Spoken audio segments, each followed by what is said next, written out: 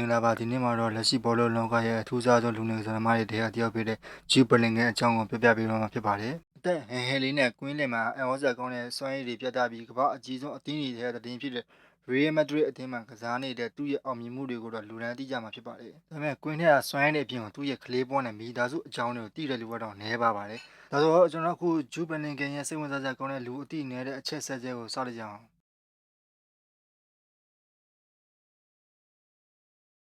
ကဲအခုဆိုရင်နံပါတ်1ကတော့အခုလိုကဘာအဆင့်ဘောလုံးသမားဖြစ်လာတဲ့ဂျူးဘောလင်ကန်ကကလေးဘဝဘောလုံးကိုအရန်ကိုအယူမူဖြစ်နေတဲ့ကလေးတယောက်မဟုတ်ခဲ့ပါဘူး။သူကအပြင်မှာတနေချင်းနဲ့ကစောတာကစားတာတွေအပြင်ကိုသူကတဘာဝနဲ့အရန်ကိုနီးကပ်နေရတာကိုအရန်သဘောကျ။သူကဘလောက်အောင်သဘောကျလဲဆိုရင်တစ်ခါတလေလေ့ကျင့်ရင်ကွင်းတော့မှာပန်းတွေကိုတွေ့ရင်ကောက်ယူလာပြီးသူ့မိကိုပေးတတ်တယ်။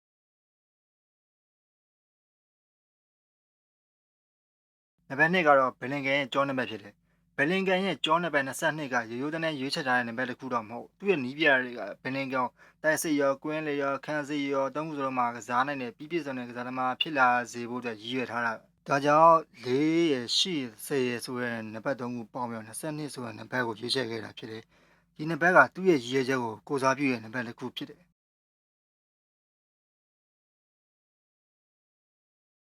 ကဲနံပါတ်3ဂျူဘလင်ကန်ကအသက်16နှစ်မှာပဲဗာမင်ကန်စီးတီးအသင်းရဲ့ပထမဆုံးအပွဲမှာစတင်ကစားခွင့်ရခဲ့တယ်။အဲ့ဒီအချိန်မှာသူကအသင်းသမိုင်းရဲ့အသက်အနည်းဆုံးပထမဆုံးကစားသမားဖြစ်လာခဲ့တယ်။နောက်ပိုင်းမှာသူထွက်သွားတဲ့အချိန်မှာဗာမင်ကန်စီးတီးကသူဝေးခဲ့တဲ့ကျောင်းနံပါတ်22ကိုအနားပေးခဲ့တယ်။အသက်နည်းနည်းလေးနဲ့ဒီလိုဂုဏ်ပြုခံရတာဘောလုံးလောကမှာအလွန်ရှားတယ်။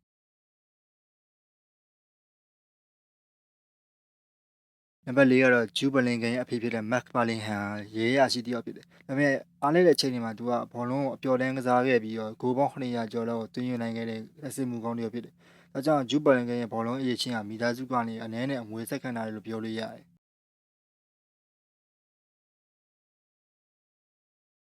နံပါတ်5ဘလင်ကန်အသက်19နှစ်အရွယ်မှာဂျာမနီကဒေါမော့အသင်းကိုပြောင်းရွှေ့တဲ့အချိန်မှာသူတယောက်တည်းသွားခဲ့တာမဟုတ်သူ့အမေကလိုက်ပြီးတော့နေထိုင်ပြီးတော့ဘဝအချိန်နဲ့အသင်းမှာအဆင်ပြေအောင်ကူညီပေးတယ်။မိသားစုရဲ့အပိမှုဟာဘလင်ကန်ရဲ့အောင်မြင်မှုနောက်ွယ်ကအရေးကြီးအချက်ဆက်ဖြစ်တယ်။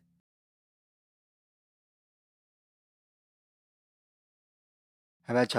ဘောလုံးမှာအာရုံစိုက်ခဲ့ပေမဲ့လည်းဘလင်ကန်ကပညာရေးကိုမပြည့်ပက်ခဲ့ပါဘူး။ဟဲစဉ်ကလေးကအစည်းအဝေးရှိပြီးတာဝန်တဲ့ကြောင်လာတယောက်ဖြစ်လာကြောင်းသူ့မိသားစုကလည်းဘောလုံးတွေမကပညာရေးရောလူနေမှုပုံစံကောင်းမွန်ဖို့ရောအလေးထားခဲ့ပါတယ်။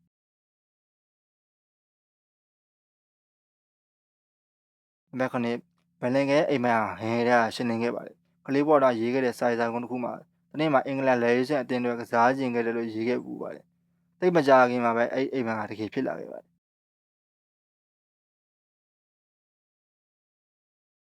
နံပါတ်10ဘလင်ကန်ဟဲစဉ်ကလေးကဘောလုံးလောကမှာသူလေးစားအားကြတဲ့ကစားသမားတယောက်ရှိခဲ့တယ်။အဲ့ဒါကပြင်သစ်ဘောလုံးကဏ္ဍဝင်ကြီးဇီဒန်ပဲဖြစ်တယ်။နောက်ပိုင်းမှာဗီယက်မက်ဒရစ်ကိုရောက်လာတဲ့အခါမှာဇီဒန်နဲ့အတူတူဗီယက်မက်ဒရစ်ကျော်နံပါတ်5ကိုဝတ်ဆင်ခဲ့ရတာလည်းစိတ်ဝင်စားစရာကောင်းတဲ့တိုက်ဆိုင်မှုတစ်ခုဖြစ်တယ်။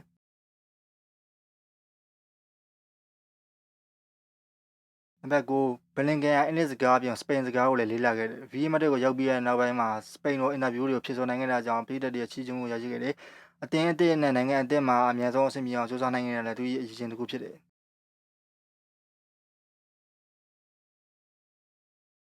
နောက်ဆုံးနံပါတ်10ဂျူးဘလင်ကန်ညီလေးဂျိုးဘလင်ကန်ကလည်း professional ဘောလုံးသမားတစ်ယောက်ဖြစ်ပါတယ်။ဒါပေမဲ့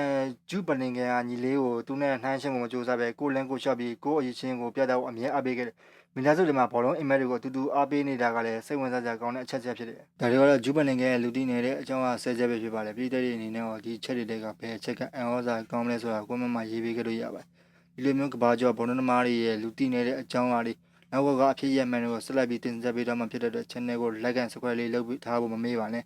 ကြည့်ရှုပေးတဲ့အတွက်ကျေးဇူးအများကြီးတင်ပါတယ်နောက်ဗီဒီယိုမှာပြန်တွေ့ကြမယ်